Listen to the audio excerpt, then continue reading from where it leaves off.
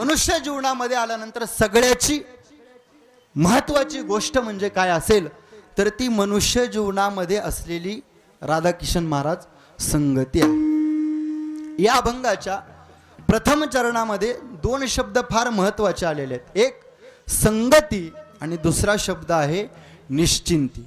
ऐका, तुमच्या संगतीवर तुमच्या जीवनाची निश्चिंती अवलंबून आहे.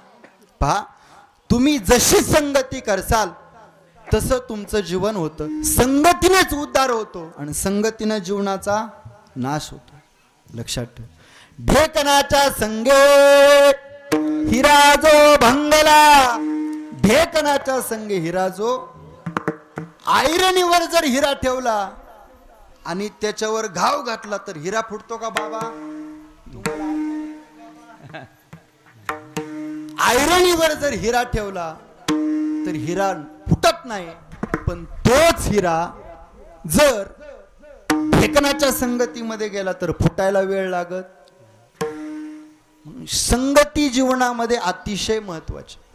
पहा, संगतीमुळे मोठ्या मोठ्याच्या जीवनाचा नाश होतो. मोठे मोठे विकल्या जातात श्रीनिवास भाऊ. कशामुळे? केवळ संगतीमुळे. पहा, महाभारतातलं उदाहरण तुमच्या पुढे मांडतो. असतां संगदोषेन साधू भवती विक्रिया, दुर्योधन प्रसंगेन भीष्म गोहरणो गतः. भीष्माचार्यासारखा इच्छा मरणी, ज्याच्या वाणीतून अखंड ज्ञानाचा प्रवाह वाहतो, असा महात्मा कोण? बोला बोला, कोण? भीष्माचार्य. दुर्योधनाच्या संगतीमध्ये गेला आणि दुर्योधनाच्या सांगण्यावरून विराट राजाच्या गायी चोरून आणल्या. कोणी? कोणी? बोलता का? जाऊ घरी. भीष्माचार्यानी. मला सांगा, भीष्माचार्याचा अधिकार काय कमी आहे काय? काय दुसऱ्याच्या वळईचा कडबा चोरणारे होते का? भीष्माचार्य होते नाही का? संगतीचा परिणाम. ज्या वेळेला शरपंजरी पडले भीष्माचार्य, त्यावेळेला पांडवांना ज्ञानाचा उपदेश करू लागले. धर्म, नीती हे सगळे विषय प्रतिपादन करत असताना द्रौपदीला हसू आलं. द्रौपदी हसली. द्रौपदी हसल्यानंतर द्रौपदीला विचारलं भीष्माचार्य, द्रौपदी तू कुळवाण स्त्री आहे, तुला हसणं सोबत नाही. त्या वेळेला द्रौपदी म्हणाली, भीष्मा तुम्ही आचार्य आहात.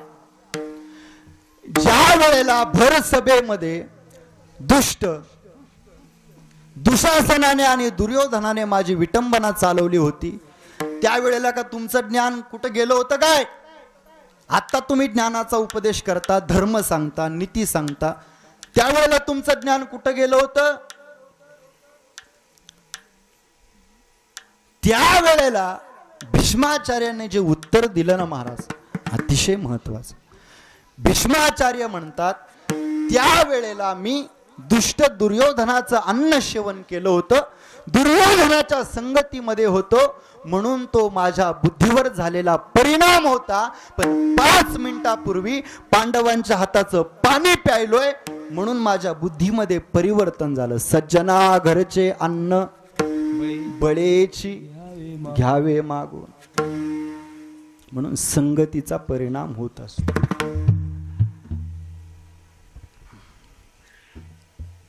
पहा, आमचे गुरुजी पाठामध्ये नेहमी एक दृष्टांत सांगायचे. एक शिकारी जंगलामध्ये शिकार करण्याकरता गेला. शिकार करण्याकरता गेल्यानंतर त्या जंगलामध्ये त्याला 2 पोपट सापडले आणि तो घरी घेऊन नगरात घेऊन येत असताना त्याला एका साधूचा आश्रम दिसला. त्या आश्रमामध्ये साधू होते आणि ते साधू ओरिजिनल साधू होते, आत्ताच्या साधू सारखे नव्हते. त्या साधूने त्या शिकाऱ्याकडून तो पोपट विकत घेतला. विकत घेतल्याच्या नंतर 8 दिवस तो पोपट साधूच्या आश्रमामध्ये राहिला महाराज. दुसरा पोपट शिकाऱ्याकडे जो शिल्लक राहिला होता, तो दुसरा पोपट एका खाटकाने विकत घेतला आणि खाटकाच्या आश्रयाला तो पोपट किती दिवस राहिला? 8 दिवस राहिला. लक्ष द्या. राजा एक दिवस नगरामध्ये निघाला होता आणि राजाने पाहिलं, राजकुमाराला घेऊन निघाला होता. राजाने पाहिलं तो साधूच्या आश्रयाचा पोपट पिंजऱ्यामध्ये बाहेर ठेवलेला होता. राजाला पाहिल्याच्या नंतर तो राजाची स्तुती करू लागला. स्वागतम सुस्वागतम सुस्वागतम, मंगलम भगवान विष्णू, मंगलम गरुडध्वज, मंगलम पुंडरीकाक्षो, मंगलाये तनोहर.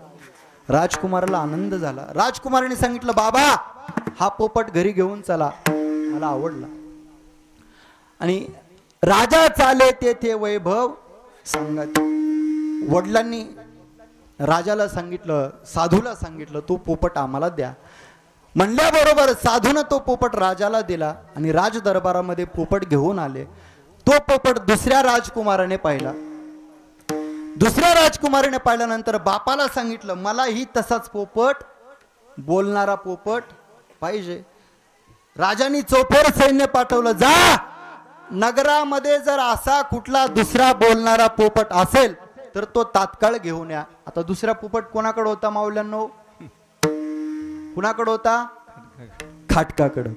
नावही घेऊन आहे त्याचं, नाही का? त्याच्याकडे गेले, तो पोपट घेऊन आले. दोन्ही पोपट राज्यसभेमध्ये ठेवले. एक पोपट राजाची स्तुती करू लागला, पवित्र स्तोत्र म्हणू लागला, आणि दुसरा पोपट काट डालो मार डालो, काट डालो मार डालो, राजाला शिव्या देऊ लागला, राजाची निंदा करू लागला. राजाला राग आला.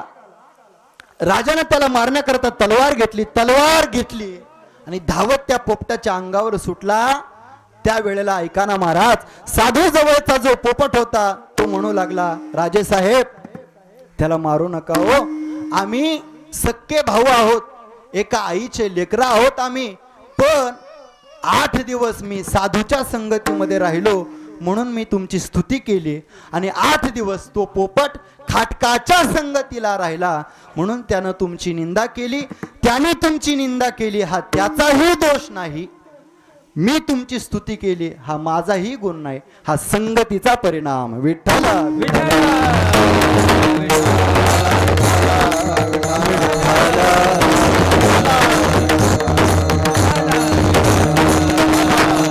म्हणून जीवनामध्ये संगती करताना चांगल्याची करा, संतांची करा.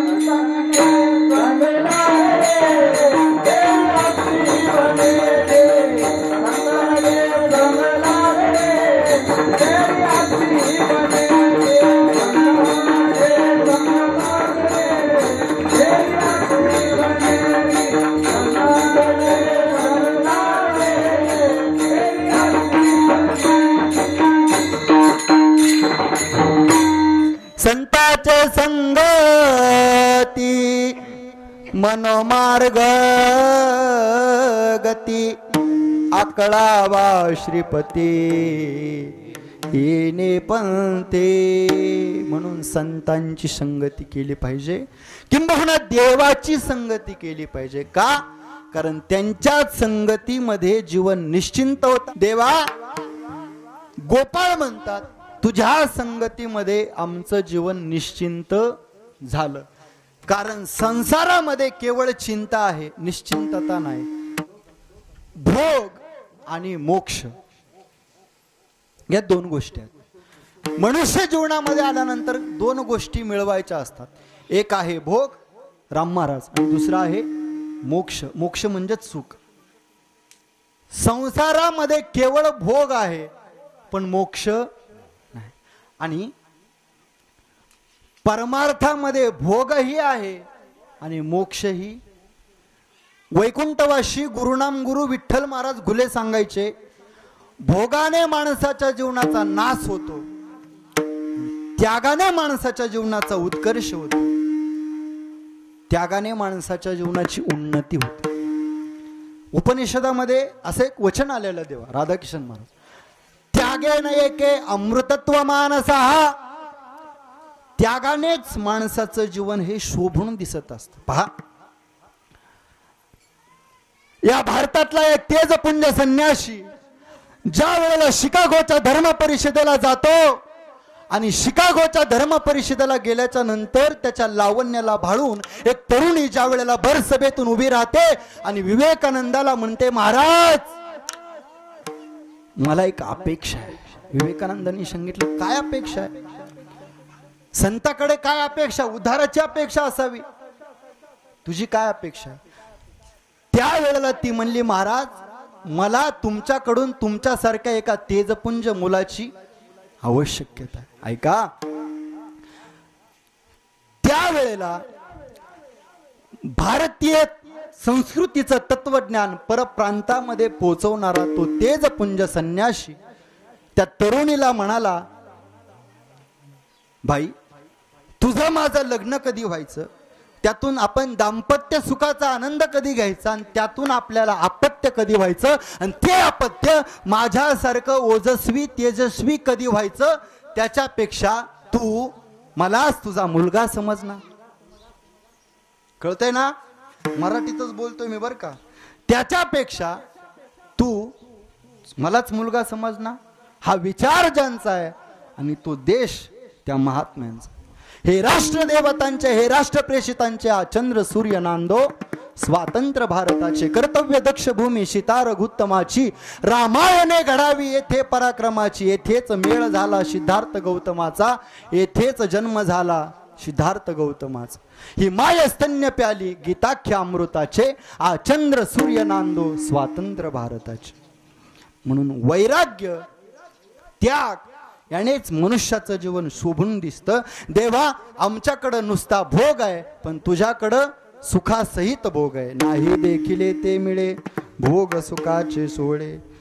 पाळ म्हणतात देवा, घरी फक्त ताकाचे सरोवर, घरी फक्त काय आहे? ताक आहे. पण तुझा जर विचार केला तर येथे नवनीताचे पोर. म्हणून तू आता हकलून जरी दिलं तर तुका म्हणे आता आम्ही नवजो दवडिता. काल्याच्या कीर्तनामध्ये दुसरं काही बोलायचं नुसतं. चरित्र ते उच्चारावे केले देवे गोकुळे. पहा, श्रीमद भागवतामध्ये भगवंताच्या अवताराचे 6 प्रकार केलेले आहेत. ऐका, एक अवतार अंश अवतार, दुसरा अवतार अंशांशी, तिसरा आवेश अवतार, चौथा कला अवतार, 5वा पूर्ण अवतार आणि 6वा परिपूर्ण अवतार, पूर्णोत्तम अवतार. अंश अवतार कशाला म्हणतात? ज्या अवतारामध्ये एका कामासाठी येतो आणि एकच काम पूर्ण करतो त्याला बाबा अंश अवतार म्हणतात. बरोबर आहे. दुसरा अवतार आहे अंशांशी अवतार. त्या अवतारामध्ये आल्याच्या नंतर एकही काम त्याच्याकडून बरोबर पूर्ण होत नाही, म्हणून इतराचं ज्याला सहकार्य घ्यावं लागतं त्याला अंशांशी अवतार असं राममहाराज म्हणतात. तिसरा अवतार आहे आवेश अवतार. जो भक्तासाठी मागचा पुढचा विचार न करता अवतार घेतो तो अवतार आहे आवेश अवतार. त्याच्यानंतर 6 प्रमाण आहेत. शब्द प्रमाण, अनुपलब्धी, प्रत्यक्ष प्रमाण. अशा 6ही प्रमाणांना जो सिद्ध होत नाही त्या अवताराचं नाव आहे कला अवतार. आणि त्याच्यानंतर 5वा अवतार आहे पूजनाचा येणे करोनी संहार. पूर्ण अवतार रामकृष्ण महाराज. पूर्ण अवतार 2 आहेत, एक राम आणि दुसरा कृष्ण. हे दोन्ही अवतार श्रीनिवास भाऊ कसे आहेत? पूर्ण आहेत. बरोबर. पण काल्याच्या कीर्तनामध्ये फक्त कृष्णाचं चरित्र सांगितलं जातं, रामाचं चरित्र सांगितलं जात नाही. तर रामाचं चरित्र का सांगितलं जात नाही आणि कृष्णाचं चरित्र का सांगितलं जातं? तर याचं कारण तुम्हाला सांगतो, ऐका. बाकी सगळेच्या सगळे अवतार हे कर्म प्रधान आहेत, पण कृष्ण अवतार हा ज्ञान प्रदान आहे. कृष्ण अवतार हा ज्ञान प्रदान असल्यामुळे चरित्र ते उच्चारावे केले देवे गोकुळे. चरित्र ते उच्चारावे. काय शब्द आहे माऊल्यांनो? उच्चारावे. का आचरावे? आचरावे नाही, फक्त उच्चारावे. काय करावे? बघा, लोक देवाची बरोबरी करतात. हो, देवाची बरोबरी करतात. पहा ना तुम्ही, कृष्ण परमात्म्याने 12 गाव अग्नी गिळला होता. किती माऊल्यांनो? झोपले काय तुम्ही? आहेत ना? तुमचं बरं आहे आपलं बाजूला. किती अग्नी गिळला होता देवानी? बोलता का जाऊ? 12 गाव अग्नी गिळला होता. आपल्या म्हाताऱ्याला बिडी पेताना चटका बसला तर बोंबलतंय म्हातार. बरोबर आहे का नाही? देवाची बरोबरी करायची. पहा, आमचे गुरुजी खूप गोड दृष्टांत सांगायचे. एका गावामध्ये राधाकिशन महाराज श्रावण महिन्यामध्ये महादेवाच्या मंदिरामध्ये हरिविजय लावला होता. हरिविजय कळतो ना तुम्हाला? हरिविजय लावला होता. आणि एका त्याच गावामध्ये मारुतीच्या मंदिरामध्ये काय लावलं होतं? पांडव प्रताप. काय लावला होता? पांडव प्रताप. बघा, नवरा हरिविजय ऐकायला जायचा राधाकिशन महाराज, आणि बायको पांडव प्रताप ऐकायला जायची. मग रोज कथा सुटली का जेवताना दोघंही एकमेकाला सांगायचे, आज आमच्या कथेमध्ये असं झालं. तो म्हणायचा, आज आमच्या हरिविजयामध्ये असं झालं. ती म्हणायची, आमच्या पांडव प्रतापामध्ये पांडवाने असे प्रताप केले बुवा. नाही का? मग एका दिवशी आवेशातच दोघं पण आले. आल्यानंतर तिनं ताट वाढलं आपलं. पहा, आमचे गुरुजी फार गमतीनं सांगायचे. पूर्वी काय होतं, आपली संस्कृती अशी होती, श्रीनिवास भाऊ, सुरुवातीची भाकर झाली तर ती भाकर गाईला द्यायचा असा नियम होता. कोणाला द्यायची? बाबा, गाईला द्यायची. आणि शेवटची भाकर कुणाच्या नावची? वाघमोडे साहेब, कुणाच्या नावची? कुत्र्याच्या नावची. कुणाच्या? लक्ष द्या बरं का. पहिली भाकर ही गाईच्या नावची. मालक तिकडून आला की हात सारतो, वाढभर जेवायला. आणि पहिली भाकर गाईच्या नावची. दुमतून खातो कोण? मालक. आणि लेकर बाळ जेवून झाले, सगळे भांडे कुंडे धुवून झाले की मग शेवटी आमची माय बसती जेवायला. आणि शेवटची उरलेली कुत्र्याच्या नावाची भाकर ते कोण खातंय? बोला बोला, कोण खातंय? आई साहेब खातात. म्हणून मालक गाईसारखा गरीब आहे बुवा, आणि बाई कुत्र्यासारखी चवतळते. कारण कुत्र्याच्या नावाची भाकर खाते. विठ्ठल पोथीवरून आल्याच्या नंतर बायकोला म्हणू लागला, काय सांगू म्हणला तुला? काय सांगू? ती म्हणली, जे असेल ते सांगा. नाही म्हणला, सांगण्यासारखंच नाही. ती म्हणली, गपचूप असा. नाही म्हणला, सांगावंच लागतंय. ती म्हणली, सांगा. म्हणला, मी हरिविजयामध्ये असं ऐकलं, एका श्रीकृष्ण परमात्माला 16,108 बायका होत्या. मग बायको म्हणली, तुझं काय म्हणणं आहे? काय म्हणणं आहे तुमचं? बायको म्हणली, तुझं काय म्हणणं आहे? ते म्हणलं, मला बी अजून एखादी आहे का परवानगी? ती म्हणली, असं आहे का? ती बायको आताच्या काळातली होती, राधाकिशन महाराज.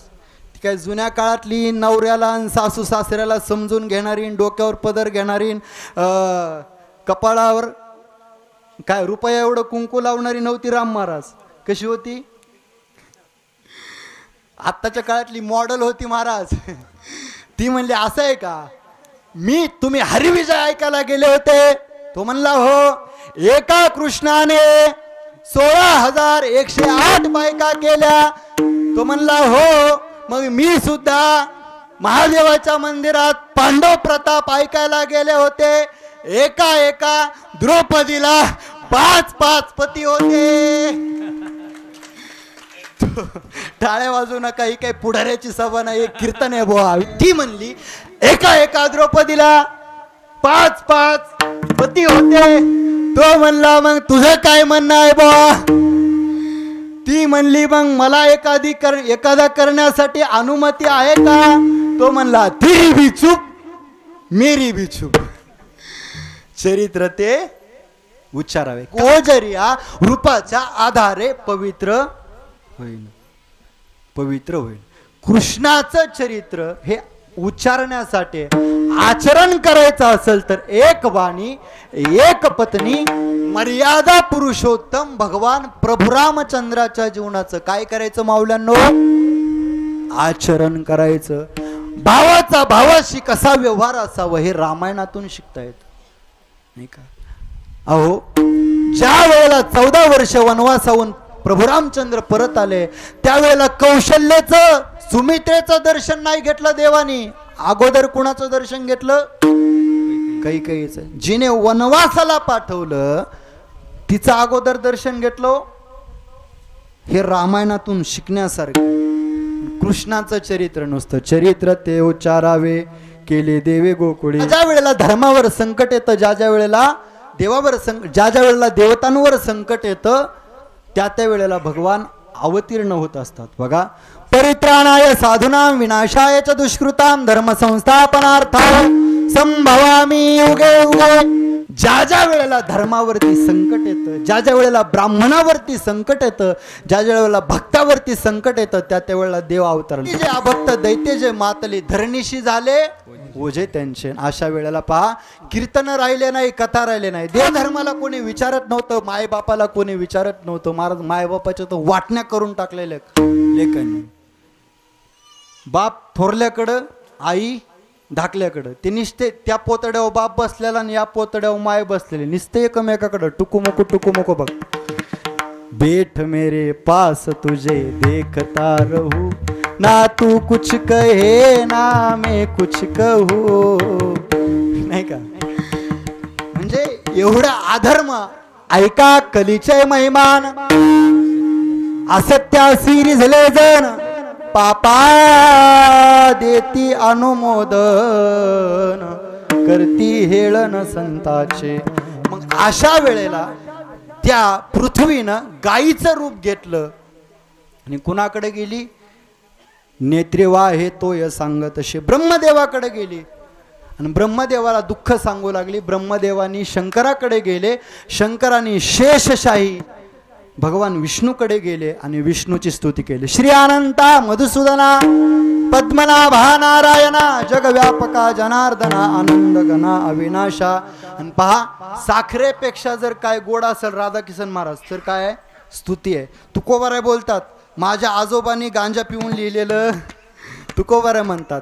स्तुती पराव्या मुखे रुचिकर. नाटाच्या अभंगात राम महाराज तुकोबाराय बोलतात, आपली जर कोणी स्तुती केली तर आपल्याला काय होतो? आनंद होतो. अरे देवाला आनंद होतो भल्या माणसाहो, तुम्हा आम्हाला काय होणार नाही? आनंद होणार. हा, आनंद होतो माणसाला. मग देवाची स्तुती केल्यानंतर देवाला आनंद झाला आणि देवाला सांगितलं तुम्हाला अवतार घ्यावा लागणार आहे. देवानी ठरलं अवतार घ्यायचा आणि शेषाला सांगितलं शेषा आपल्याला अवतार घ्यायचा आहे. शेषाने हातच जोडले महाराज. नको रे बाबा म्हणला, तुझ्या बरोबर आपण काही येत नसतो. कारण पाठीमागच्या जन्मामध्ये तुझ्या बरोबर अवतार घेतला तर 14 वर्ष वनवास भोगावा लागला. किती वर्ष? शेवेले अरण्य तुझ सवे, आता मी अवतार घेणार नाही. देवाने सांगितलं आता तू वडील होई बा सर्वज्ञा, पाळीन मी आज्ञा तुझी बारे. त्यावेळेला देवाने सांगितलं तू त्या जन्मामध्ये लहान भाऊ होता, मी जे सांगितलं तू ऐकलं, पण या जन्मामध्ये तू मोठा भाऊ हो, तू जे सांगशील ते मी ऐकेल. लक्ष्मीला सांगितलं कौंडण्यपुराशी जावे तुम्ही. लक्ष्मीला कौंडण्यपुरामध्ये पाठवलं. योग मायेला सांगितलं जो 7वा गर्भ आहे तो 7वा गर्भ रोहिणीच्या गर्भामध्ये प्रविष्ट कर. सगळं प्रयोजन झालं. इकडं देवकाची मुलगी देवकी आणि तिचा विवाह वसुदेवाशी संपन्न होऊ लागला. आणि देवकीच्या लग्नामध्ये तिचा चुलत भाऊ असलेला कंस आनंदाने नाचू लागला. महाराज काय करू लागला? बघा, जोपर्यंत स्वार्थ आहे तोपर्यंतच प्रीत आहे. जेव्हा स्वार्थ संपला तेव्हा प्रीत सुद्धा संपली. लक्षात घ्या बरं का. आपल्याला वाटतं हे माझं ते माझं ते माझं ते माझं, पण संकट आलं ना कोणीच नाही रे तुझं. अंतकाळीचा सोयरा तुका म्हणे विठोबरा, कोणीच नाही कोणाचं. महाराज आहे का, मी सुंदर गीत म्हणत असतो. तू म्हणशील बायका पोर हे तुझ्या मागचे ओरिजिनल चोर. आणि मेल्यावरती खापर फोडतील तुझ्याच डोक्यावर, हात लावून नशिबाला तू रडशील गाई गाई, या संसारा पायी, या संसारा पायी. तू म्हणशील पैसा अडका, हा इथेच राहील सडका, मेल्यावरती संगे तुझ्या एक मातीचा रे मडका. खरंय का खोटंय? म्हणून जेव्हा तुमच्यावर संकट येतं तेव्हा तुम्हाला कोणी सोडवत नाही. पण एक आहे बा, तुकाराम महाराज म्हणतात, सोडविना माझा स्वामी निश्चयेश. देव तुम्हाला संकटातून सोडवल्याशिवाय राहणार नाही. पहा, ज्या वेळेला कंसाला हे कळालं, आकाशवाणी झाली, कंसा या देवकी पासून होणारा 8वा पुत्र तुझा काळ आहे. देवकीला मारण्याकरता निघाल्याच्या नंतर वसुदेवाने सांगितलं, स्त्री हत्या करू नको. अरे असंही मरायचंय तसंही मरायचंय, कशाला पाप करतो? आम्हाला जे लेकरू होईल ते आम्ही तुमच्याकडे आणून देऊ, आम्हाला बंदीशाळेत ठेव असं सांगितलं. आणि सांगितल्याच्या नंतर कंसाने काय केलं, देवकीला आणि वसुदेवाला बंदीशाळेमध्ये टाकलं. बंदीशाळेमध्ये टाकल्याच्या नंतर वसुदेवाला आणि देवकीला एक मुलगा झाला. तो मुलगा कंसाकडे आणून दिला. कंस त्याला कुरवाळत होता, पण पुण्य सारावया आले देव ऋषी, मधी बाळकाशी ठेवू नको. नारद महर्षी आले, नारायण नारायण नारायण. नारद महर्षी आल्यानंतर, कंसा तू काय अक्कल गहाण ठेवलीस काय? तू काय लॉकडाऊन मध्ये शाळेत गेलता का रे? म्हणला, तुला काय अक्कल विक्कल नाही का? लॉकडाऊन मध्ये शाळा बंद होत्या तेव्हा गेलता काय शाळेत? त्यांनी सांगितलं असं नाही, पण तुला काही कळतंय का? म्हणला, 8वा गर्भ तुला मारणार आहे, पण तुला माहिती आहे का 8वा कसा? असंही मोजलं तर पहिला 8वा भरतो, तसंही मोजलं तर कुठलाही 8वा भरू शकतो. म्हणून वधी बाळकाशी ठेवू नको. आणि त्या दुराचारानं त्या बाळाला आपटिलं. असे 6ही मारित दुराचारी. देवकीचे आणि वसुदेवाचे 6 मुलं कोणी मारले? कोणी मारले? माई शपथ म्या नाही मारले. कोणी मारले हो? कंसाने मारले. कंसाने मारले. एका पोराला कलाकार राधाकृष्ण महाराज, एका पोराला विचारलं मी आमच्या संस्थेतल्या, म्हणलं बा मला सांग बरं, रामाची सीता कोण नेली? ते म्हणलं, माहीच की रे बा महाराज, म्या नाही नेली. नाही का? असे कलाकार आहेत महाराज, नाही का? असू द्या, आता वेळ झालेला आहे. खांडी भार पोटी भूक, काय खेळायचे. मग 6 मारल्याच्या नंतर 7वा गर्भ योगमायेने नेला आणि रोहिणीच्या गर्भामध्ये प्रविष्ट केला. आणि 8वा भगवान श्रीकृष्ण परमात्मा त्या ठिकाणी तेजपुंज 8 वर्षाची मूर्ती प्रगट झाली. आणि त्यावेळेला देवकीनं सांगितलं, देवा तू आमचा मुलगा म्हणून जन्माला येणार होतास, एवढा मोठा झालास, लहान हो. आणि देव भक्तीनंच लहान होतो. होय भक्ती केला तैसा पूर्वी धराल ते इच्छा, नाही का? आणि देव लहान झाले. आणि लहान झाल्याच्या नंतर भगवान परमात्माला उचलिला कमळापती, आईचे बंधने गळती आणि पलीकडे नेलं. कुठं? देवानी सांगितलं, नंदाच्या घराला मज नेई गोकुळाला. आणि देव वसुदेवानं उचललं, टोपलीमध्ये ठेवलं आणि पलीकडे नेताना यमुनेनं वाट अडवली. आणि यमुनेने सांगितलं, देवा आम्हाला दर्शन दे. देवाने उजवा अंगुष्ठ त्या यमुनेला लावला. नंतर गोकुळामध्ये गेले आणि गोकुळामध्ये माया होती. त्या मायेला वसुदेवानं घेतलं आणि कृष्ण परमात्माला त्या ठिकाणी ठेवलं. आणि ठेवल्याच्या नंतर दुसऱ्या दिवशी सकाळी एक गवळण उठली आणि गवळणीनं देवाला बघितलं. धावतच नंद बाबाकडे गेली. बाबा, नंद बाबा, नंद बाबा. नंद बाबा बोले, क्या भयो? नंद बाबा, लाला भयो, लाला भयो, लाला भयो. आणि नंद बाबाला आनंद झाला. नवरत्नाचा हार नंद बाबानं त्या सखीच्या गळ्यामध्ये टाकला. उत्सव गोकुळामध्ये झाला. देवाला घरा नंदाच्या गावा, धन्य त्यांच्या देवा देवाले. घरोघरी झाला लक्ष्मीचा वास, दैन्य दारिद्र्यास त्रास आला. आणि देवाने सगळ्यांनी देवाचं स्वागत केलं.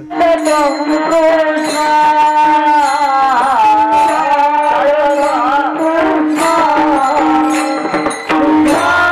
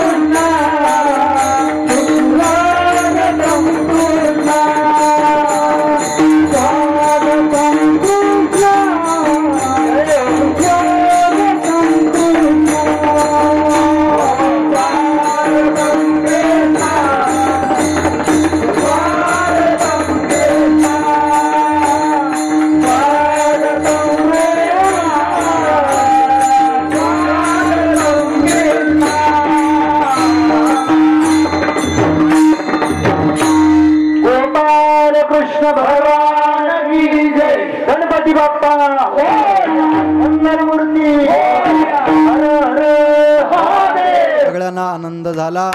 आता हळूहळू भगवंत लीला करू लागले. रांग तुरंगणे चोरीत लोणी. देवाने अनेक प्रकारामध्ये चरित्र केले. एदसे चरित्र केले नारायणे रांगता गोदने राखिताय. हे रूप सारिले या रूपे अनंते पुढे ही बहुते करणे आहे. आई तुका म्हणे धर्म संस्थापने केला नारायणे अवतार. असा हा अवतार आहे. भगवंताने गोकुळामध्ये नाना प्रकारचे चरित्र केले. नाना प्रकारच्या चित्त चोरी येले नंदाच्या नंदने. आणि तुका म्हणे येणे गरुड ध्वजे. देवाने नवनीत चोरलं. म्हणजे काय चोरलं? चित्त चोरलं. काय चोरलं? चित्त चोरलं. चित्त चोरी येले नंदाच्या नंदने. तुका म्हणे गरुड ध्वजे. नाना प्रकारच्या लीला केल्या. नाना प्रकारच्या खोड्या केल्या. आणि गवळणी गाराने घेऊन यशोदेकडे यायच्या आणि म्हणायच्या, यशोदे तुझ्या कृष्णाला काहीतरी सांग. हा आमच्या घरचे मडके फोडतो, दही दूध खातो. आणि मग तिनं सांगितलं, कृष्णा तुला मी ताकीद करते घरी कुणाच्या जाऊ नको. कृष्णा तुला मी ताकीद करते कुणाच्या घरी जाऊ नको. पण हा आईसा एवढा मोठा परमात्मा पण खोड्या करायचा, चोऱ्या करायचा. एक गोवळण म्हणली, हा आमच्या घरी रात्री चोरी करण्याकरता आला, मडके फोडले, दही दूध खाल्लं. आणि आमचा ढेरीवाला बाबा, आमचा सासरा दारावरती बास टाकून झोपला होता. याने खोड्या तर केल्याच केल्या, याने दही खाल्लं तर खाल्लं, पण मोठ्याच्या मोठा माठ घेतला आणि मोठ्याच्या मोठ्या ढेरीवर कसा फोडला, असा फोडला. अशा प्रकारच्या लीला भगवंताने केल्या. आणि लीला केल्याच्या नंतर एक दिवस वैताग आला यशोदेला. आणि यशोदा म्हणली, आता तो गोकुळामध्ये राहायचं नाही, गाई घेऊन कुठं जायचं. आणि मग भगवंताने सगळ्या गोपाळांना एकत्रित केलं. आणि कुठं गेले? गाई गोपाळ, गाई गोपाळ यमुने, गाई गोपाळ यमुनेच्या तटी, गाई गोपाळ यमुनेच्या तटी. यमुनेच्या तीरावरती गेल्याच्या नंतर भगवंताने काय केलं महाराज? सगळ्या गोपाळांना एकत्रित केलं.